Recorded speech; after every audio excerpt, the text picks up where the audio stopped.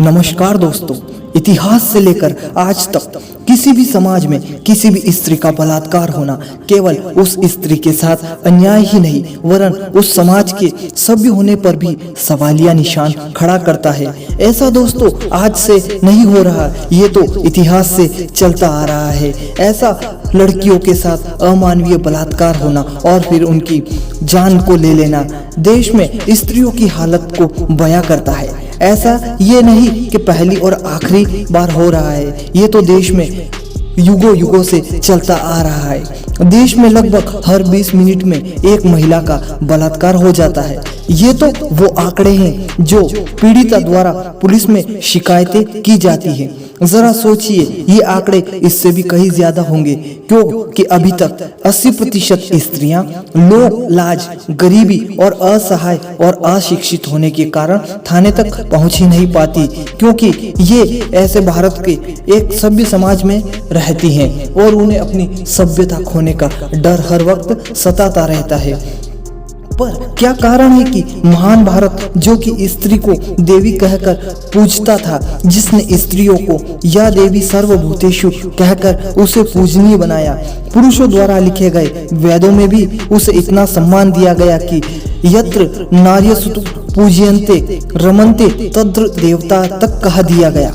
वेदों, रामायण, महाभारत में किसी भी स्त्री का बलात्कार होने का जिक्र नहीं है। राम ने लंका पर विजय प्राप्त की, पर न ही उन्होंने और न किसी सेना ने उन्हें पराजित किया।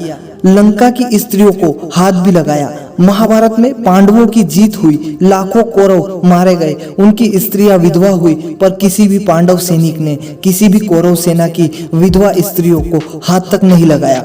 फिर अचानक क्या हुआ कि इसी भारत में स्त्रियों की इतनी दयनीय स्थिति हो गई कि उनके बलात्कार होने लगे। इसके लिए दोस्तों हम इतिहास को झांकते हैं और इतिहास को देखते हैं। तो दोस्तों चलिए चलते हैं इतिहास के उन नुमाइंदों और जोड़े गए पन्नों की ओर। सिकंदर ने भारत पर लगभग 326 ईस्वी से 327 ईस्वी पूर्व आक्रमण किया। पूर्व और सिकंदर का भयंकर युद्ध हुआ, हजारों लाखों सैनिक मारे गए। युद्ध सिकंदर द्वारा जीत लिया गया। युद्ध जीतने के बाद भी राजा पुरु की बहादुरी से प्रभावित हो जीता हुआ राज्य भी पुरु को दे दिया और बेबोलिन वापस चला गया। विजेता होने के बाद भी सिकंदर की सेनाओं ने किसी भी भारतीय महिला के साथ बलात्कार तक नहीं किया और न तो उन्हें किसी धर्म परिवर्तन करने के लिए मजबूर किया गया। ये 21वीं शताब्दी, एक शताब्दी से 2 शताब्दी ये आक्रमणकारी मूल रूप से चीन से आए हुए माने जाते थे। शक्यों को परास्त करते हुए ये अफगानिस्तान के दर्रों को पार करते हुए ये भारत में पहुंचे और भारत पर कब्जा किया। इतिहास में कहीं भी शायद ऐसे नहीं लिखा कि उन्होंने पराजित सैनिकों अथवा स्त्रियों का बलात्कार किया हो। पर्शिया को जीतने के बाद ये अफगानिस्तान से होते हुए भारत में आए और यहाँ पर राज किया। बलात्कार शायद इन्होंने भी नहीं किया किसी भी स्त्री को, क्योंकि इतिहासकारों ने इसका कहीं भी जिक्र ही नहीं किया। और भी आक्रमणकारी थे जिन्होंने भारत में बहुत मारकाट मचाई, जैसे शक्य आदि पर बलात्कार शब्द तब तक शायद किसी को नहीं पता था। अब आते हैं मध्यकालीन भारत में, जहां से शुरू होता है इस्लामिक आक्रमण और शुरू हुआ भारत में बलात्कार का ये प्रचलन।